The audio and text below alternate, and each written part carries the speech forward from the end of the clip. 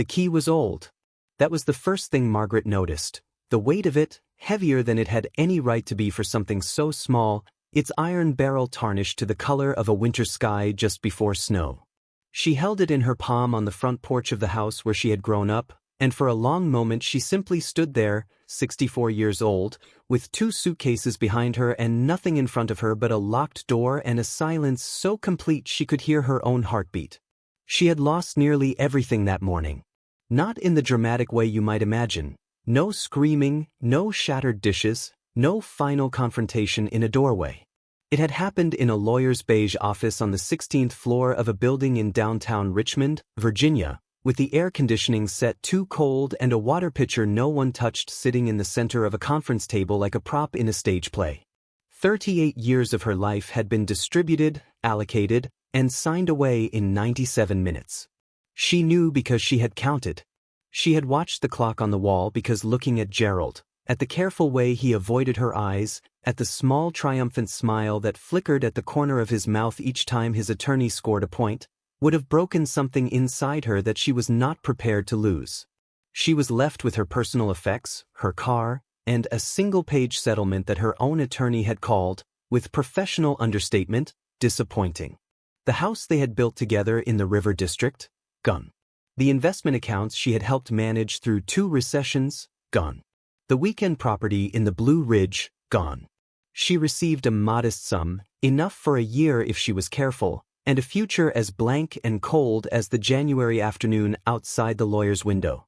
And then, in the parking garage, before she could even find her car, a call had come from a number she didn't recognize.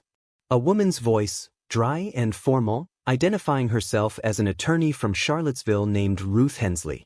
Ms. Whitfield, she had said, using her maiden name, which Maggie hadn't been called in 4 decades, there is a matter concerning your father's estate that requires your attention. In person. As soon as possible. Her father, Harold Whitfield, had been dead for 6 weeks. And he had left her a key. Just a key. Old, heavy, the color of a winter sky.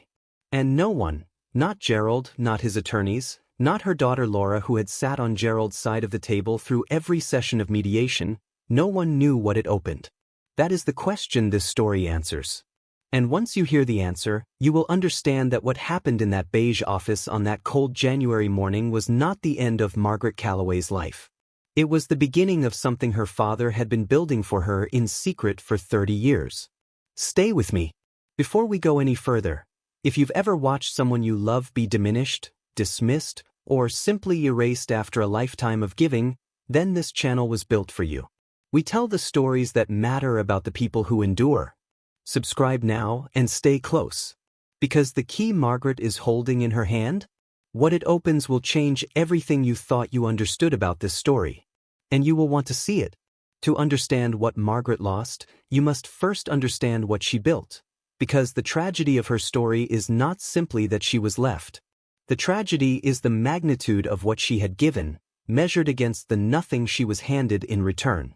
Margaret Eleanor Whitfield was born in the summer of 1960 in Crozet, Virginia, a small town nestled at the foot of the Blue Ridge Mountains where the air smelled of apples in August and the neighbors knew your name and your grandmother's name and your grandmother's maiden name before that.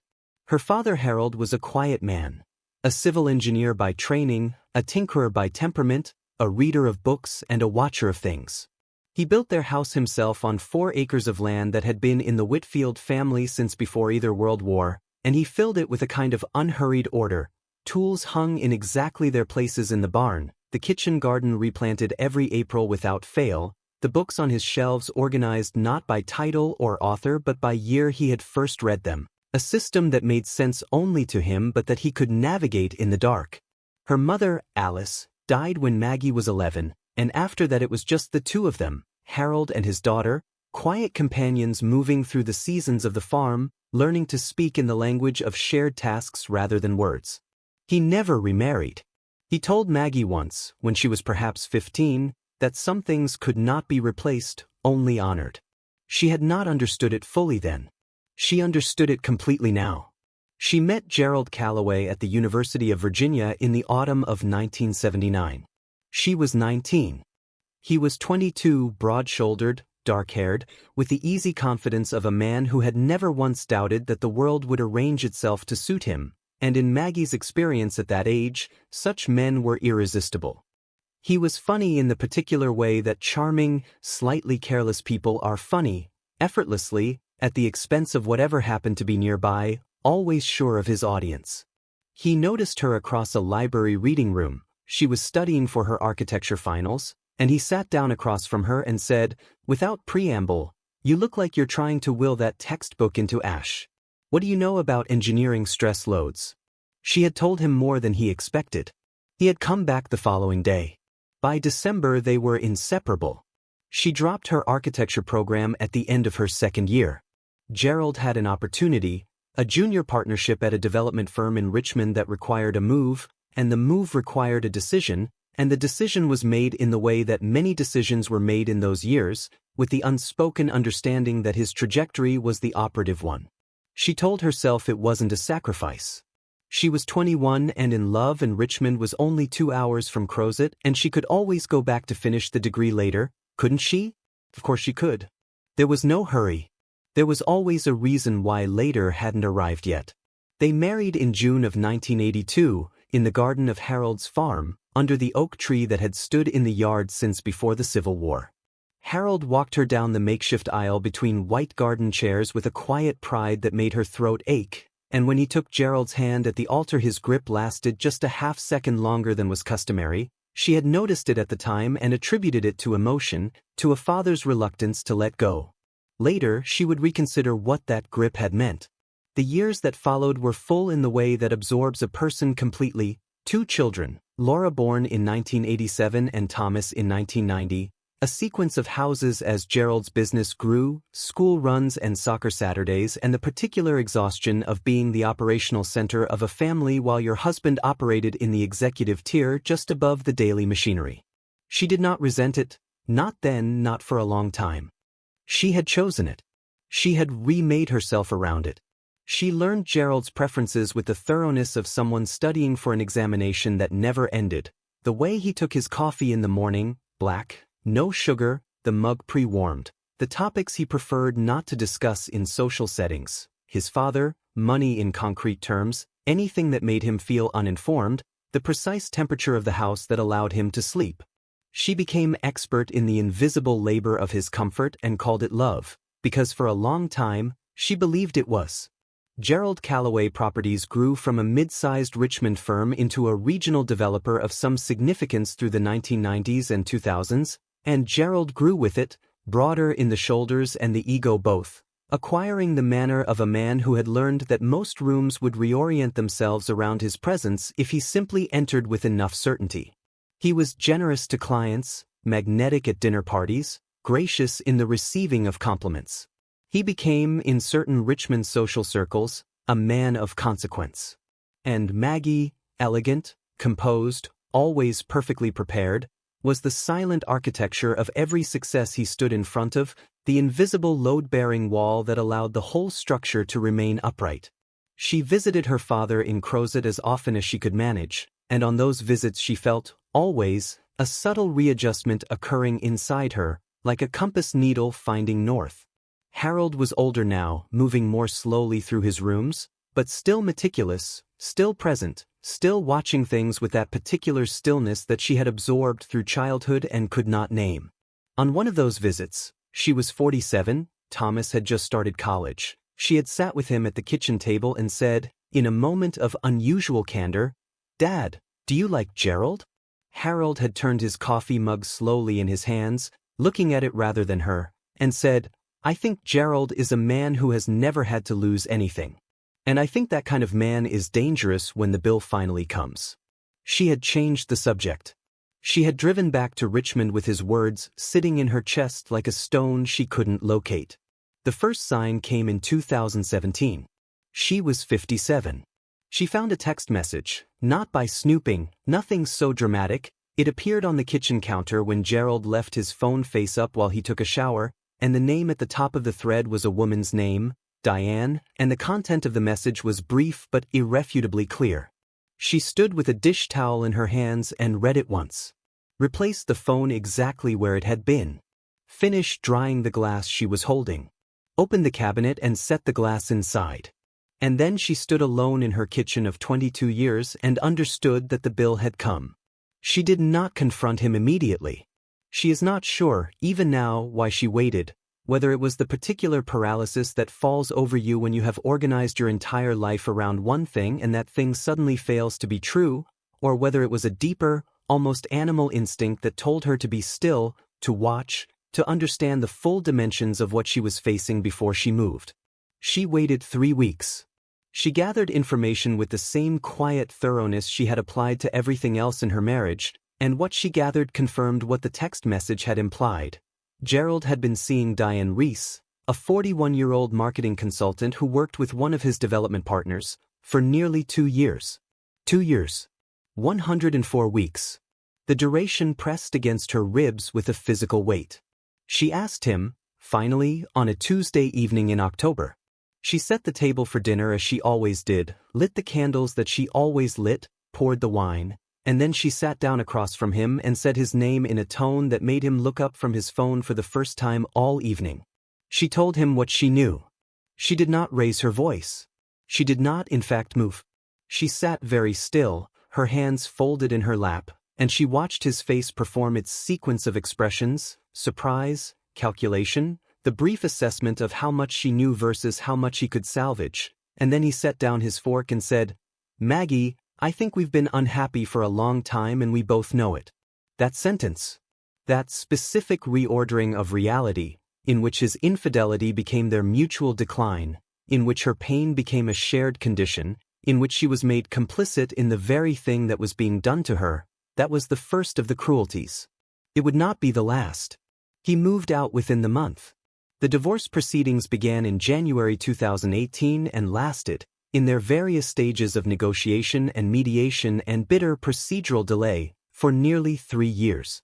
Gerald hired Harrison Polk, the best matrimonial attorney in the state of Virginia, a man famous for his ability to restructure marital assets in the months leading up to a divorce filing, to create legal entities and strategic transfers that were individually defensible and collectively devastating. Maggie had her own attorney, a competent woman named Patricia Wells who fought hard for her but who was, in the end, outgunned and outfinanced.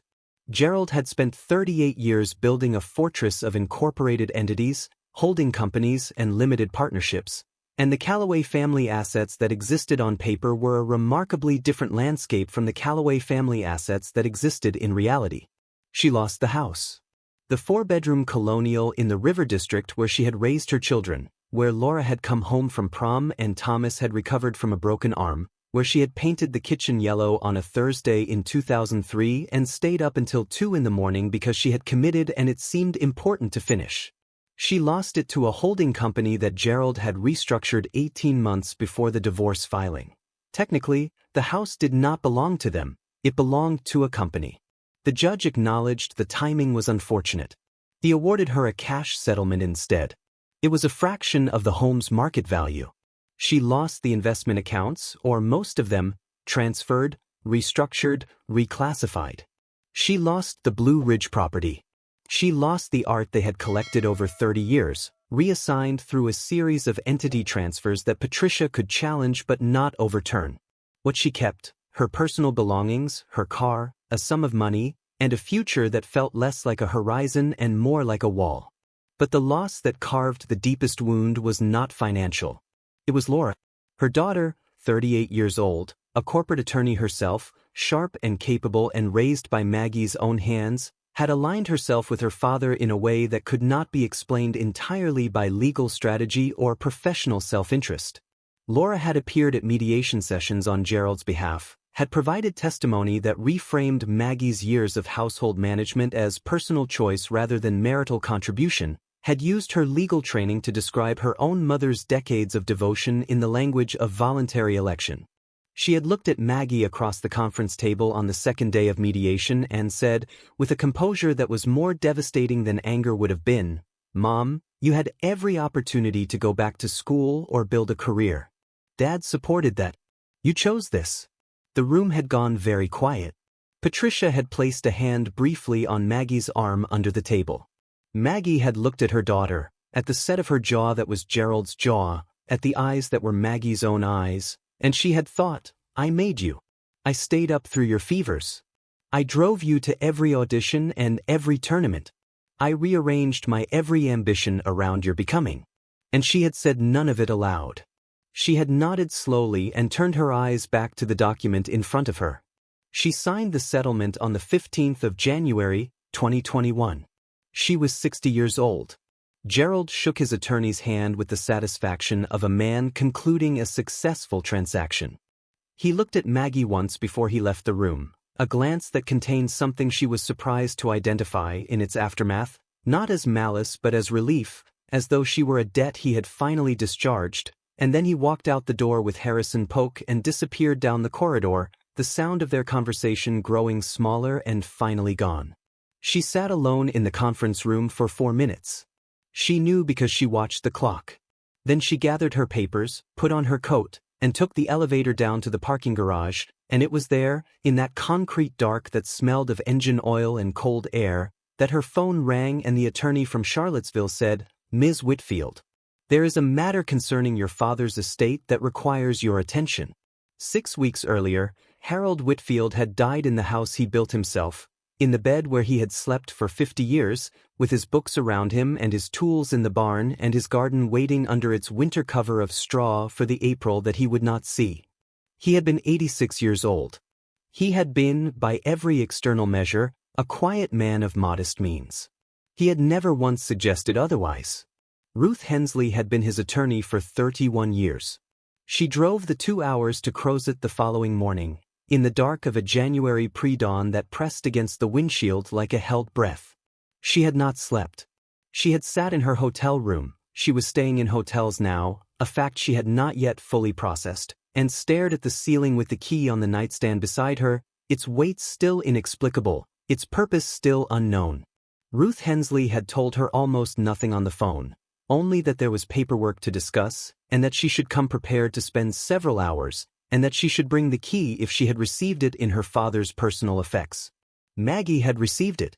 It had been the only non-obvious item in the small cedar box that the hospice staff had returned to her, his watch, his wedding ring, a photograph of Maggie's mother from 1958, and the key, lying in the bottom of the box on a small paper tag that read, in Harold's careful block letters, for when you need it.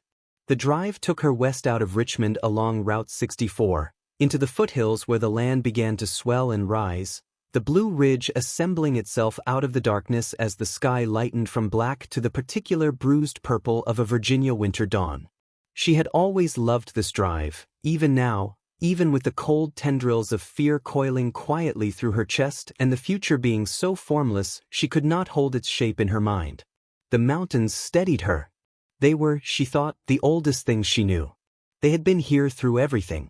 She passed the Waynesboro exit and began the familiar winding descent toward Crozet, and here the landscape arranged itself in memory as well as geography, the orchard on the left that flooded every spring, the white farmhouse with the red silo that had stood unchanged since her childhood, the stand of white oaks along the creek bottom where she had once collected maple seeds and released them into the wind, spinning and falling, the whole afternoon golden and small and entirely sufficient.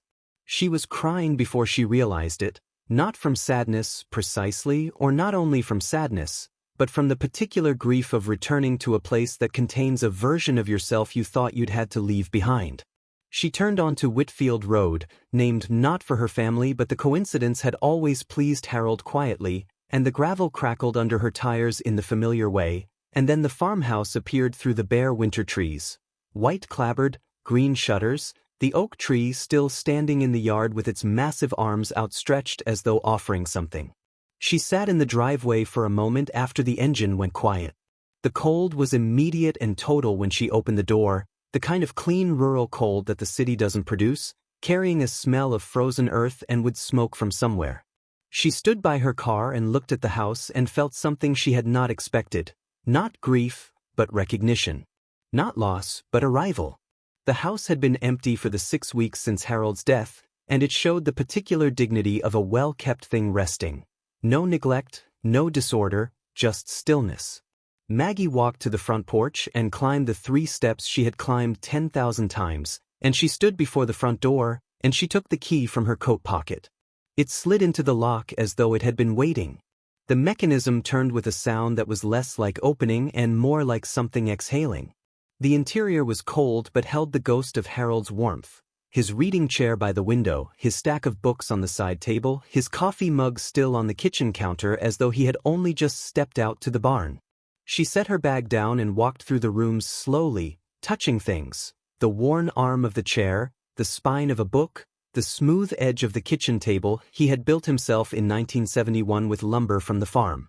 She opened the back door and stood looking at the garden under its winter straw, at the barn beyond it, at the 4 acres of land sloping gently toward the creek, the fields bisected by an old stone wall that Harold had repointed every 5 years with the patient stubbornness of a man making a permanent statement.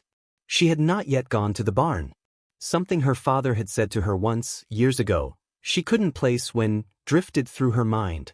The thing about a good plan, Maggie girl, is that it doesn't announce itself. It just waits. She had smiled at the time. She had thought he was talking about gardening.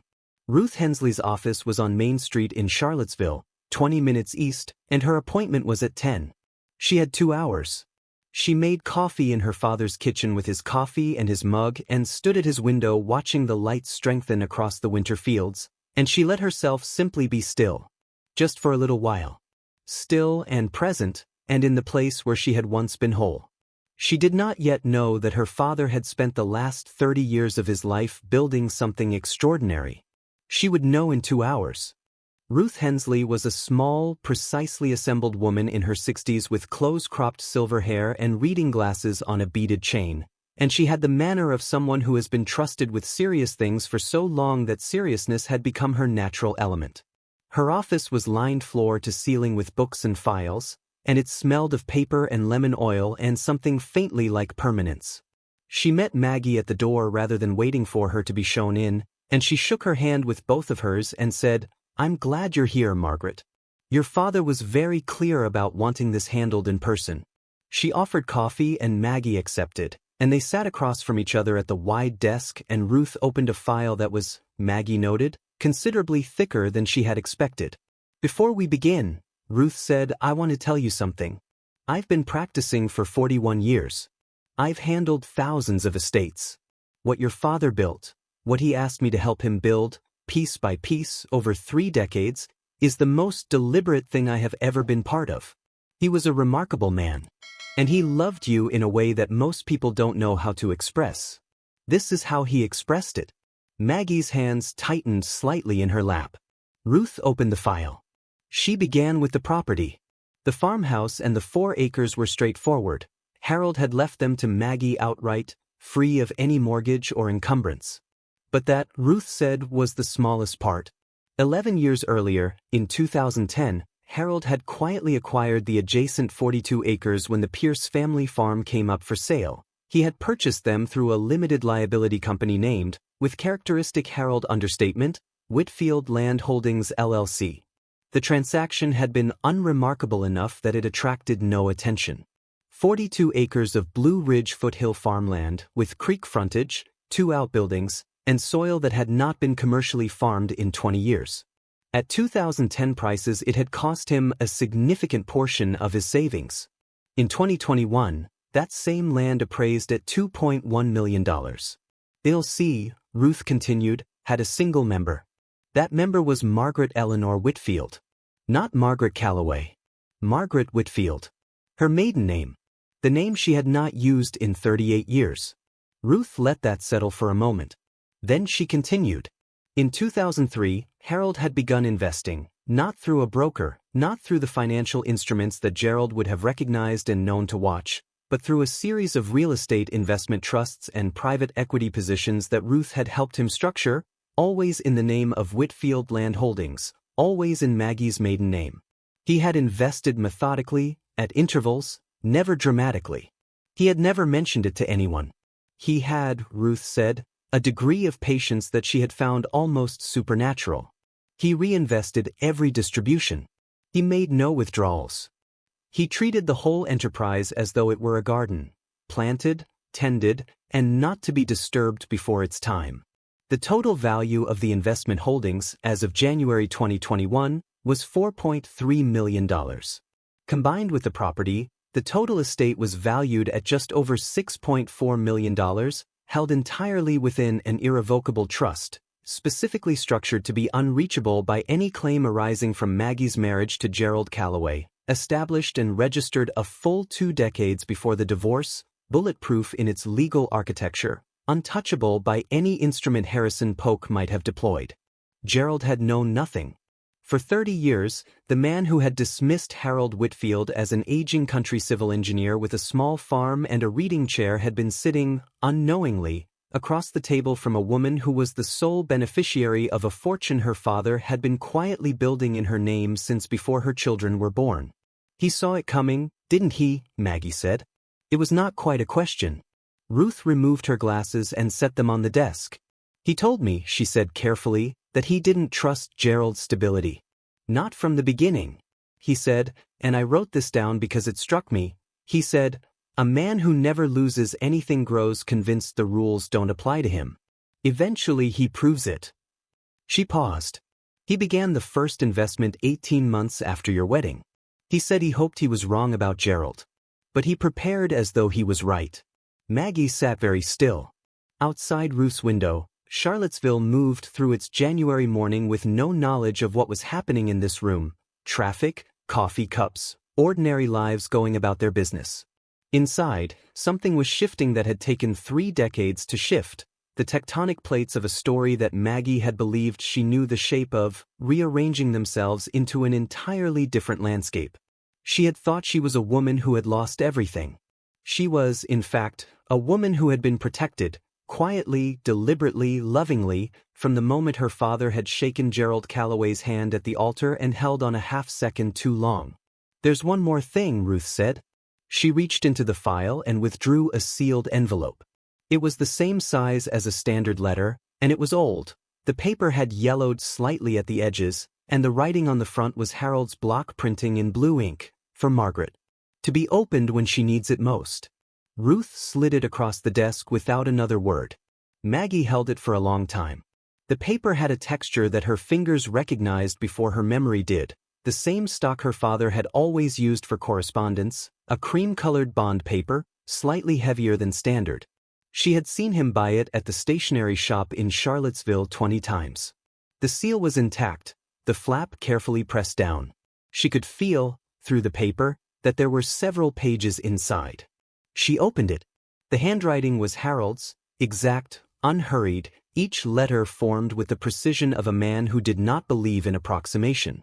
It was dated June 12, 2019, a year and a half before his death, the summer Maggie had visited and sat with him on the porch in the evenings, listening to the whippoorwills, neither of them speaking much.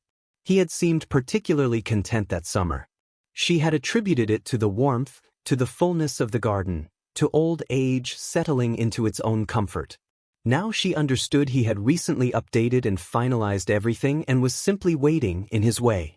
She read, "My Maggie girl, if you are reading this, then the thing I hoped would not happen has happened, and I am sorry for that. Not sorry I prepared for it, but sorry you had to arrive at the place where preparation becomes necessary. I know what that place feels like. I know how much it costs.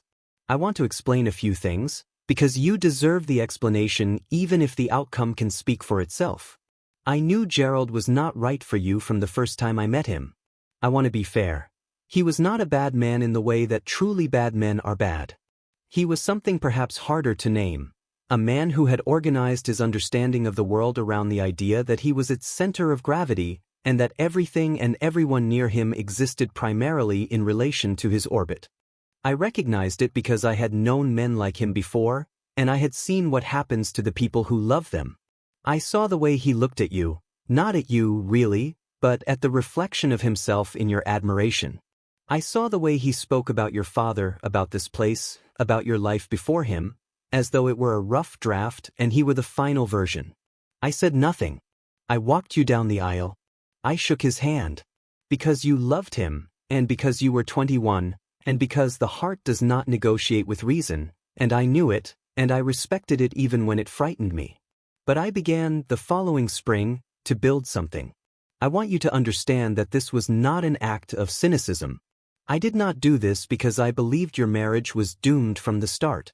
I did it because I believed that love should not leave a woman with nothing if it ends, and because I believed that the best thing a father can give his daughter is not a path but a foundation, something solid to stand on when paths become unclear. I hoped you would never need it. I kept building it anyway. The land is yours, Maggie.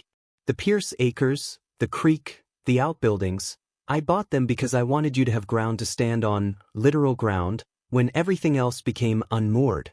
There is good water on that land and good soil, and the light in the late afternoon along that creek is the same light it was when you were 7 years old and you used to catch crawdads in a tin bucket and bring them to show me and then put them all back. I want you to know I remember that. I have always remembered that. The money in the trust is real and it is clean and it is yours. Ruth will explain the details. What I want you to understand is the spirit of it. This is not a rescue. It is not charity. It is what you were always owed.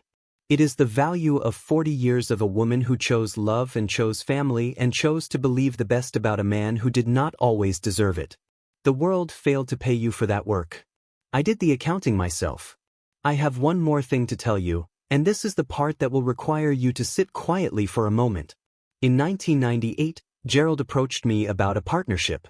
He wanted access to the Whitfield land for a development project he was assembling, not this farm, but 3 adjacent parcels along the Route 250 corridor. He presented it very carefully and asked me to invest alongside him and offered me, in exchange, a right of first refusal on future projects. I declined the investment, but I agreed to the right of first refusal, and I had Ruth draw up an agreement. Gerald signed it without reading it carefully. He never read anything carefully when he was certain of the outcome. What that agreement contains, in language that Ruth will explain in full, is a clause that designates me, and my heirs, as a required notifying party for any development activity on the corridor parcels. It also contains, in an appendix that Gerald's attorney should have caught but did not, a covenant that restricts Gerald's ability to develop that corridor without my written permission, or the written permission of my estate. That corridor, Maggie, is where Gerald's largest current development project is being assembled. He has been building his financing for it for 3 years. Without your signature, he cannot proceed. I did not create this to be cruel. I created it because I understood, by 1998, exactly what kind of man your husband was, and I believed that a woman who had given her life to a man who did not value it deserved, at minimum, a moment of equilibrium. The choice of what to do with it is entirely yours. You owe him nothing, but you have options. Whatever you choose, choose it from a place of strength, not anger. Strength. You were always the best thing I ever did, my girl. Not because I made you, because you made yourself, and I was fortunate enough to watch. Your father, Harold. Maggie read the letter twice. Then she folded it along its original creases and held it flat in her hands, and she looked out Ruth Hensley's window at the January morning, and she felt the thing she had not expected to feel. She laughed. Not from joy, exactly, though joy was in it, but from the sheer, staggering, improbable absurdity of what her quiet father had built in the silence between his words, in the patient decades of his watching. She laughed until her eyes were streaming, and Ruth Hensley, to her credit, simply waited, her hands folded on the desk, allowing the laugh to run its full length. Then Maggie stopped. She wiped her eyes with the back of her hand. She looked at Ruth and said, "Tell me about the covenant." Ruth smiled, small, exact, entirely professional. She reached for the second folder in the stack. "I was hoping you'd ask," she said. He came to her door 9 days later. She had been expecting him, not precisely, not on a schedule, but with the settled certainty of someone who understands the shape of events once the underlying structure is revealed.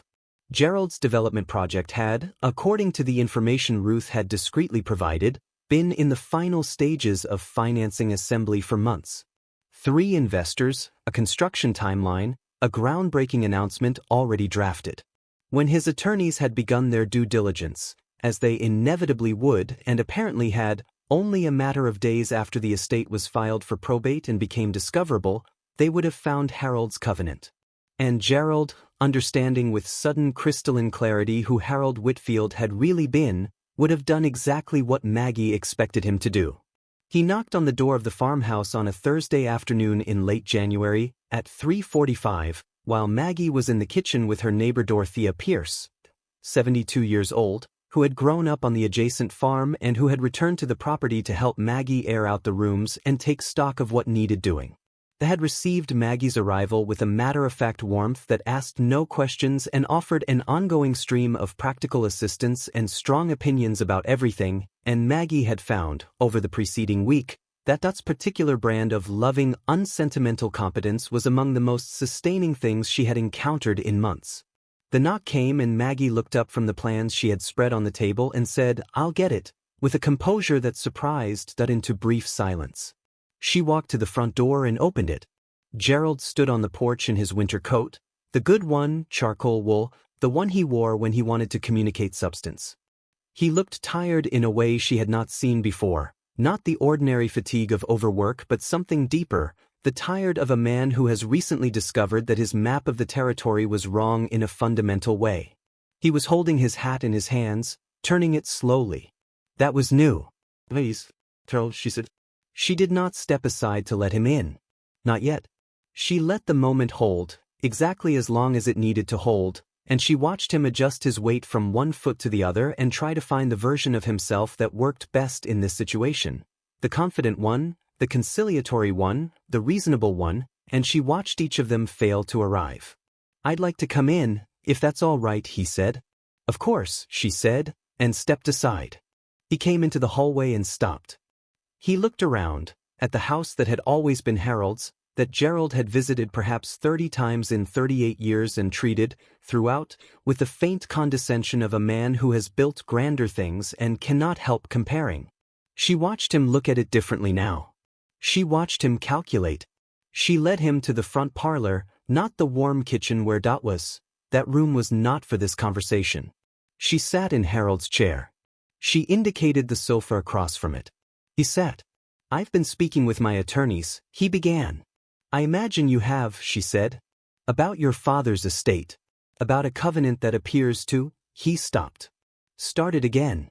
"Maggie, I don't know if you understand the scope of what's at stake here. This development represents 3 years of work. 11 million in assembled financing. My partners." "Gerald," she said, quietly, not cutting him off, simply placing the word in the space his sentence had created. He stopped. "I know exactly what's at stake," she said. "My father made certain of that." Something moved behind his eyes. Assessment. Recalibration. He had come in expecting the Maggie he had always known. Accommodating, considered, ultimately deferential to the practical reality he presented. He was meeting, she suspected, someone he did not entirely recognize. He did this deliberately, Gerald said, and there was something in his voice, not quite accusation, more like a man who has realized he was in a different game than the one he thought he was playing, and is still catching up. "He did," she said. "He tied my hands. On a project he knew nothing about." "He knew a great deal more than you assumed he did," she said. "That was a miscalculation on your part. It was a consistent one." Gerald set his hat on the cushion beside him. He leaned forward, elbows on his knees, and she recognized this posture, the one he used when he was being serious, when he wanted you to understand that the social niceties were being set aside and he was speaking to you as one adult to another. It had worked on her, in various versions, for 38 years. "I need your signature," he said, "on a waiver of the covenant. I need it in the next 30 days or the financing falls through. I will make it worth your while. Significantly worth your while. I'm prepared to make an offer." "Gerald," she said again. The same tone. The same placement. He stopped again. "I want to ask you something," she said. "And I'd like you to take a moment and actually consider it, rather than preparing your response while I'm still speaking." He waited. "When you sat across from me in that conference room," she said, "when Harrison Polk was explaining to the judge why I was entitled to a fraction of the assets I helped build, did you feel anything?" He opened his mouth. "Actually consider it," she said. A long silence. A silence she did not fill. "I thought it was fair," he said at last. "I thought, you made choices, Maggie. We both made choices." She said, "We did." She stood. She moved to the small writing desk in the corner, where a file folder was waiting, placed there that morning, prepared under Ruth Hensley's guidance. She picked it up and turned and looked at him, and she said, "I've had Ruth review your project. The corridor development. The financing structure. The partnership agreements." She paused. "I'm aware that your primary financial partner withdrew 3 weeks ago. I'm aware that without the corridor parcels, the project cannot achieve the density necessary for the remaining investors to stay in. I'm aware that if this project fails, your firm's current debt-to-equity position will likely trigger a default review." Gerald's face had gone very still. "My father left me options," she said. "I've spent the last 9 days reviewing them. I've taken counsel. And I've made a decision." She opened the file folder and removed a single document and held it out across the coffee table. He reached for it with a hand that was not entirely steady. "That is a conditional waiver," she said. "My attorney has prepared it. It releases the covenant restriction on your corridor development in exchange for 3 things: a payment of $800,000 to the Whitfield Family Foundation, an educational trust 1M establishing in my father's name, paid within 90 days of project groundbreaking, a permanent easement granting public walking access along the eastern creek boundary of the corridor parcels, in perpetuity, and a formal, written acknowledgement, witnessed and notarized, that the marital settlement of January 2021 inadequately reflected my contribution to Callaway Properties over 38 years of marriage." Gerald had been reading the document. He looked up at the last item. "The third condition," he said. "That's not financial." That's accurate," she said. "It is a statement of fact. You may have your attorneys review the language. I have been reasonable with it. It does not assign blame, it does not make claims. It simply acknowledges what was." She sat back down in Harold's chair. "You told me in that conference room that I had made choices. You were right. I'm making another one now. I'm giving you a path forward. In my experience, that is more than you gave me." He sat with the document for a long time. She did not help him with the silence. She let it be his. Finally, Gerald folded the document in half and placed it in his coat pocket and picked up his hat from the cushion. He stood. He looked, in this moment, older than she had ever seen him look, not physically, necessarily, but in the way of a man who has arrived at a true understanding of his own dimensions and found them smaller than he had believed. "I'll have my attorneys review it," he said. "Of course," she said. She walked him to the door. They stood for a moment in the cold hallway and he turned once, briefly, and she saw something cross his face that she could not name, some complicated layering of regret and pride and the particular grief of a man realizing that the most extraordinary person he had ever known was no longer his, and had not, in some fundamental sense, ever entirely been. He did not say anything. He went out the door and down the 3 porch steps and along the gravel path to his car, and she stood in the doorway and watched him go, and she felt not triumph. Triumph was not the word, but the warm, settling sensation of a thing that had needed to be straight finally being straight. She went back to the kitchen. Dot was standing at the counter with 2 mugs of fresh coffee and an expression that communicated everything and required nothing. She handed Maggie a mug. She did not ask. They drank their coffee and looked out the window at the winter fields, and after a while Dot said, "Well," said Maggie. By April, the garden was in. Maggie had replanted it herself, on her knees in the cold mud of a March morning with her father's seed box open beside her, following the notes he had kept in his small spiral notebook for 30 years, when to plant the tomatoes, how far apart the bean rows, which beds needed amendment, where the asparagus had been established and should not be disturbed.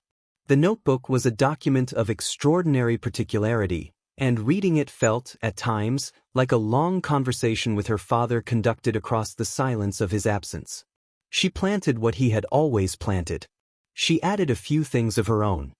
Gerald's attorneys had reviewed the conditional waiver and returned with 2 proposed modifications, both of which Ruth Hensley had rejected. After a further exchange of correspondence, Gerald had signed the original document. The $800,000 commitment was formalized, tied to the construction milestone, legally binding. The easement was recorded. The notarized acknowledgement sat in Ruth's files, witnessed by 2 attorneys and a notary, a legal document that said, in the measured language of the law, The contributions of Margaret Eleanor Whitfield to Callaway Properties and to the Callaway household over the period 1982 through 2021 were substantial and material, and the marital settlement of January 15, 2021 did not fully reflect their value. It would never be read by the general public. It would never appear in a newspaper. But it existed. And its existence meant, to Maggie, something that no dollar amount could have purchased.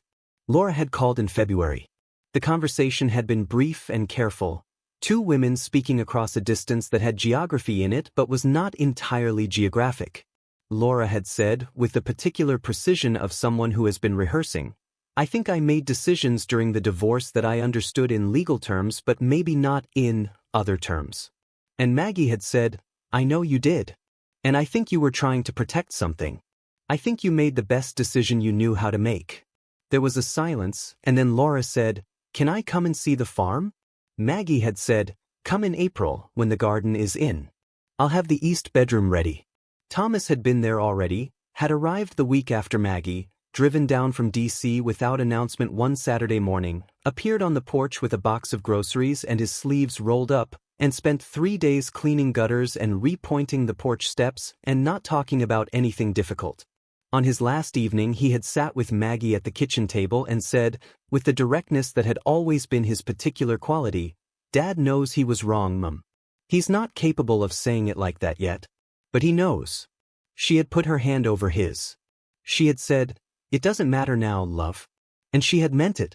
The Whitfield Family Educational Foundation had been registered in March, named for Harold and dedicated to supporting women over 50 pursuing formal education, the exact path that Maggie herself had not taken at 21, being offered now to women at the moment she had been in, standing at a fork with insufficient resources to choose. Ruth had helped with the incorporation. The structure was clean and appropriate. The first round of grants would be allocated within the year. When Maggie told Dot about it over coffee, Dot had looked at her across the table with steady gray eyes and said, "That's Harold, all right. Putting your money where your meaning is." By May, the Pierce acreage, the 42 acres her father had quietly purchased 11 years ago, had been assessed by a landscape architect and a sustainable agriculture consultant Maggie had engaged through a contact at the University of Virginia.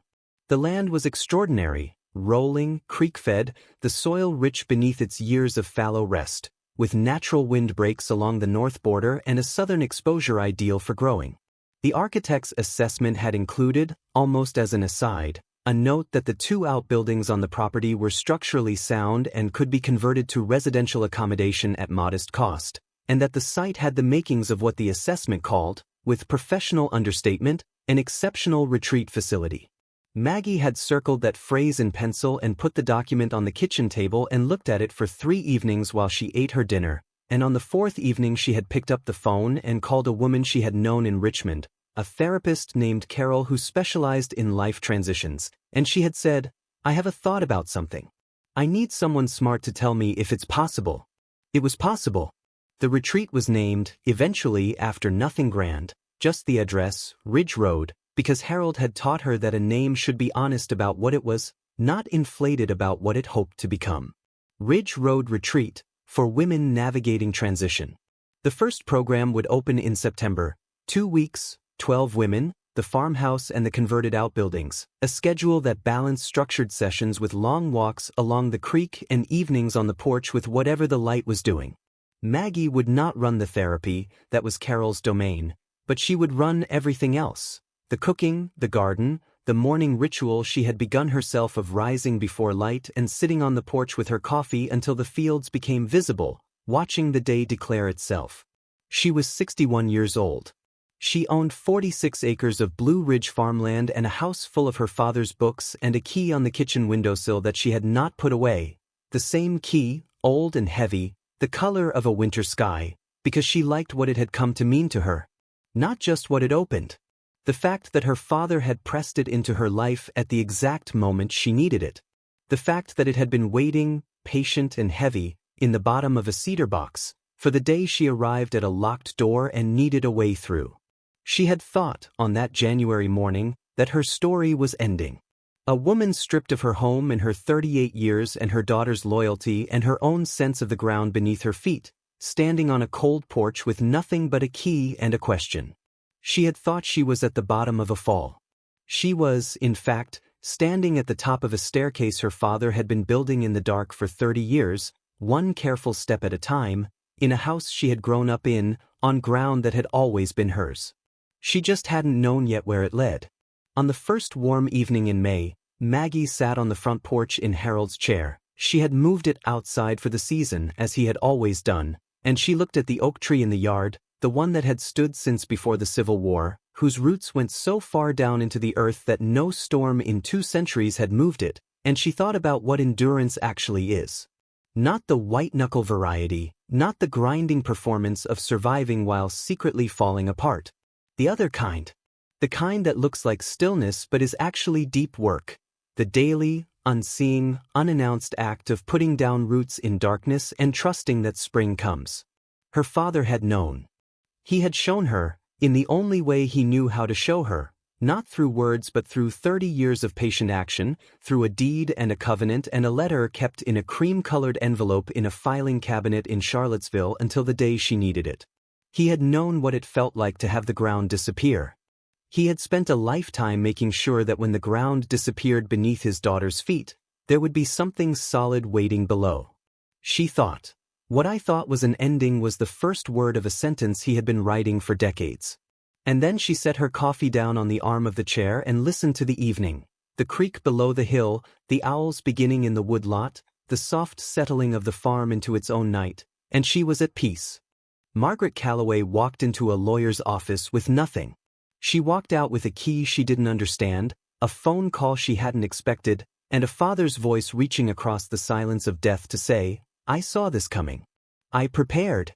And every morning as she walks through those 46 acres and watches the light come down through the Blue Ridge and settle over the fields her father bought for her while she was still believing in a marriage that was slowly failing her, every morning, she understands that love doesn't always announce itself loudly.